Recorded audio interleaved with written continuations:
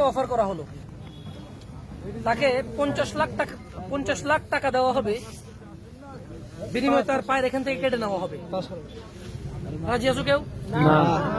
আরে কি বলো, এক পা দিয়ে তো আরেক পা দিয়ে আমরা হাঁটতে পারবো তো? রাজি নাই? 50 লাখ? আচ্ছা 1 কোটি? এক পা আরেক পা আছে না? কে ল্যাংড়া খোড়া মানুষের বাচ্চা কাচ্চা নাই? ওরা কি জীবন উপভোগ করে না? করে। আল্লাহ সবাইকে তৌফিক দিয়েছে, সবাই যার যার মতো করে জীবন উপভোগ করে, ঠিক না? 50 লাখ টাকার বিনিময়ে পা দিতে পারবা না?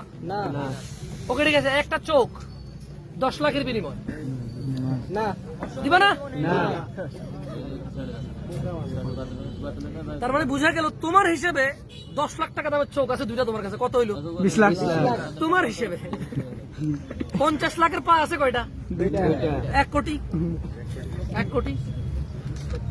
এগুলো তো তারপরে রিপ্লেস করা যায়। যারা পায়ের বদলে তুমি প্লাস্টিকের পা লাগাইতে পারবা, লোহার পা লাগাইতে পারবা, কিন্তু আমাদের শরীরে এমন অনেক কিছু আছে যেটার রিপ্লেসমেন্ট নাই, যেমন হার্ট, হৃদয়, যেমন অনেক নার্ভ আছে, মস্তিষ্ক আছে, এগুলো কোনো রিপ্লেসমেন্ট নাই। কি নাই?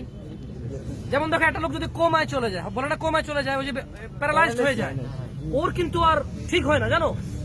এমন না যে কোনো সুস্থ মানুষের বডির কোনো একটা রোগ, কোনো একটা রক্ত, কোনো একটা পার্টস নিয়ে এসে ট্রান্সফার করে দিল ঠিক হয়ে, এরকম তো হয় নাই, হয়েছে? যারা প্যারালাইজড হওয়ার পরে ঠিক হয়েছে ওরা কারা? যাদেরকে থেরাপি দিছে, চিকিৎসা করছে, একটু এক্সারসাইজ করেছে, তারা হয়তো ঠিক হয়েছে। তাহলে তোমার হিসেবে তোমার কাছে পা আছে কয় টাকা দামের? 1 কোটি। এটা তোমার হিসেবে আর কি। ধরো না একজন আমেরিকার লোক, বিজনেসম্যান, যদি তাকে অফার করা হয় তার একটা পা নাই, আর যদি তাকে অফার করা হয় এক্স্যাক্টলি আল্লাহ যেরকম পা দিছে সেম পা এরকম করবো, একবারে ডান পা যেরকম ঠিক বাম পা এরকম হয়ে যাবে, তুমি কত টাকা দিতে রাজি আছো? হয়তো সে বলবে আমার পুরো $100 মিলিয়ন $50 মিলিয়ন আমি দিতে রাজি আছি, কারণ আমি চাই আগের মতো দৌড়াইতে, যেভাবে আমি আগে দৌড়াইতাম, যেভাবে আমি নিজের পায়ে নিজে উঠতাম, চলতাম, ফিরতাম, আমি চাই ওরকম দৌড়াইতে। হয়তো ঠিক না? তোমার হিসেবে এটা 50 লাখ, তার কাছে এটা $50 মিলিয়ন পা, তার কাছে এটা কত $1 মিলিয়ন পা? 50 মিলিয়ন। এগুলো কি রিজিক না?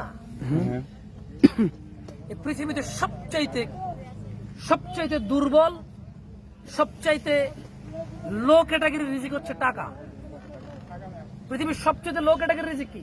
টাকা। বাট এটা নিয়ামত, এটা কি নিয়ামত? আলহামদুলিল্লাহ। কিন্তু সবচেয়ে বড় রিস্ক হচ্ছে তাওহীদ। কি?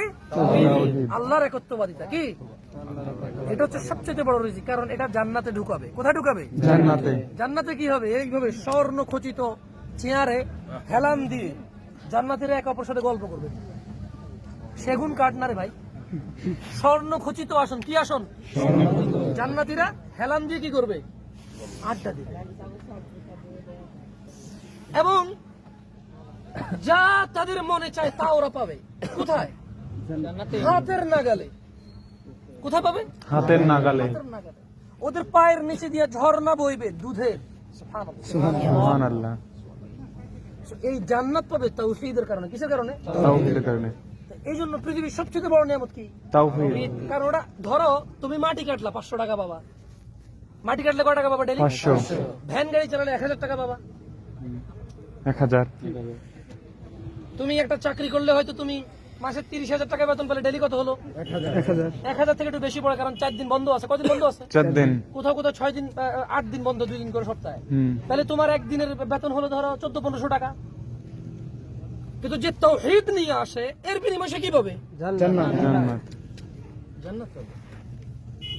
এই এক প্রান্ত থেকে, মানে জান্নাতের, ধরো এই জান্নাত, এখান থেকে এখান পর্যন্ত আসতে 100 বছরের পথ। সুবহান।